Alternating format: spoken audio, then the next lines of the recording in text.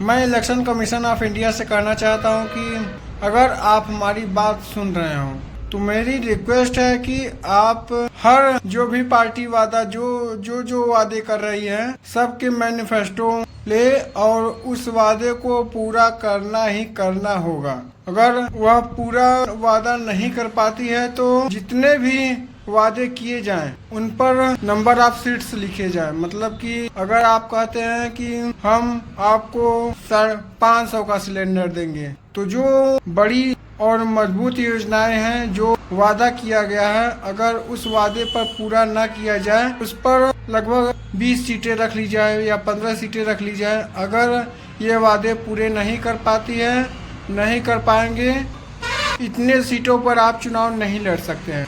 या फिर गठबंधन हो चाहे जो भी हो, सारे गठबंधनों का जितने भी गठबंधन बने सरकार में सबका manifesto election commission of India तक पहुंचाया जाए और जितने भी वादे किए जाए उनमें सारे सीट्स बांटे जाए। अगर ये वादा पूरा नहीं हुआ तो इतने सीटों पर आप चुनाव नहीं लड़ सकते। अगर ये वादा पूरा नहीं हुआ तो इतने आप सीटों पर चुनाव नहीं लड़ सकते। अगर मेरी बातें पहुंच रही हो इलेक्शन कमीशन ऑफ इंडिया से तो मेरी बड़ी मैं लोगों से यह बता देना चाहता हूं कि हमें थर्ड फ्रंट चाहिए। मैं लोगों से मैं भारत की जनता से बता देना चाहता हूँ कि मुझे थर्ड फ्रंट चाहिए और फर्स्ट और सेकेंड, लेकिन थर्ड फ्रंट नोटा है। जिन्हें लगता हो कि वह काम नहीं कर पाए उनको भी 5 साल 10 साल का मौका मिला।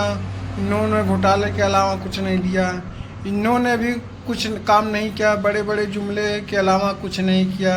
डीजल पेट्रोल का दाम सिलेंडर का दाम आप देख ही रहे हैं। पिछली पुराने सरकारों में घोटालों पर घोटाले आपने देखे ही है। तो मैं किसी के दबाव में आकर किसी का समर्थन करने लगूं, ये मैं आजाद पंछी और मैं आजाद रहना पसंद करता हूं। मुझे लगता है कि आने वाले समय में मैं लिख के ले लीजिए, मुझसे लिख कर ले लीजिए कि कोई भी सरकार आएगी, कोई भी, चाहे आप जिसको जानते हो वो सरकार आएगी, चाहे आप जिसको जानते हो वो सरकार आएगी। डीजल पेट्रोल 170 से लेकर 200 रुपए बिकेगा अगले 5 सालों के लिए। अगले 5 साल में देख लीजिए हाईएस्ट रेट ये होगा। डीजल पेट्रोल 150 से लेकर 200 तक पहुंच जाएगा और सिलेंडर 2000 पहुंच जाएगा। सीएनजी भी लगभग पेट्रोल के दाम पर ही चल रहा है, वो भी उतना ही पहुंच जाएगा। बिजली इसका भी तेजी से हाई रेट बढ़ने वाला है क्योंकि बिजली की उपयोगिता बढ़ती ही जा रही है। आगे आने वाले समय में इलेक्ट्रिक गाड़ियां ज़्यादा चलेंगी तो बिजली का उपयोग ज़्यादा होगा और बिजली का जितना उपयोग होगा जिसकी जितनी मांग होगी उसकी उतनी डिमांड होगी। ये तो आप सभी जानते हैं, जिसकी जितनी मांग होगी उसकी उतनी डिमांड होगी। और इलेक्शन कमीशन ऑफ इंडिया से मैं यह गुजारिश करता हूं किसी एक चेहरे पर वोट न मांगा जाए।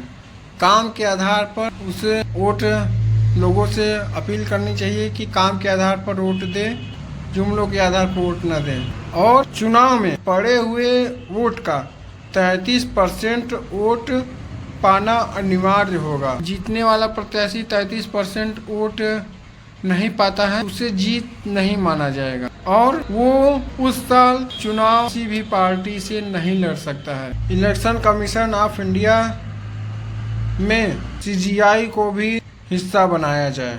सीजीआई होना अनिवार्य है, चीफ जस्टिस ऑफ इंडिया का होना अनिवार्य है और इसे कभी भी किसी भी संविधान के द्वारा नहीं बदला जाएगा और ना ही हटाया जाएगा। अपने लिए लोग संविधान संशोधन कितनी बड़े बड़े कर देते हैं, बस केवल अपने लिए। देश का उन्हें कुछ नहीं लेना देना है, देश से उनसे कुछ नहीं लेना देना है। इतनी लड़ाई इतने शोर मचाया जा रहा है केवल अपने लिए है, दूसरों के लिए नहीं है।